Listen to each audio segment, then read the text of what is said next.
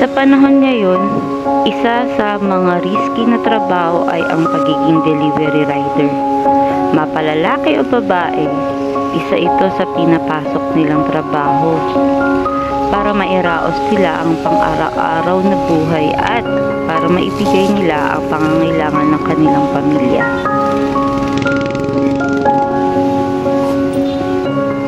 Sa simpleng video na ito, gusto ko lamang kayong imulat at maging pantay ang tingin ninyo sa aming mga delivery rider upang maiwasan ng karamihan na kami ay samantalahin o matahin ng kapwa nating tao.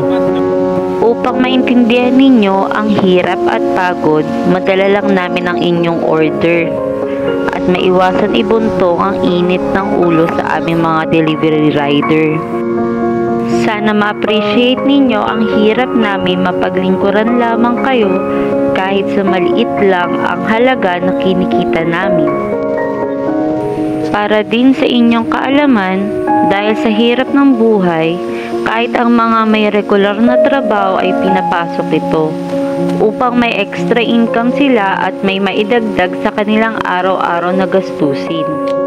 Ang bawat sentimo ay mahalaga sa amin. At inyong tandaan ang pagkansela ng inyong order ay napakasakit sa amin. Dahil karaniwan sa amin ay nag-aabono at napapailing na din dahil sa konsumong gasolina at alam nating napakataas na ang halaga nito. Karagdagan sa inyong kaalaman, mahalaga po sa amin ang bawat minuto namin. Ginawa po namin ang lahat upang agaran naming maiabot ang inyong order. Subalit karaniwan sa inyo, kami ay isinasawalang bahala lamang.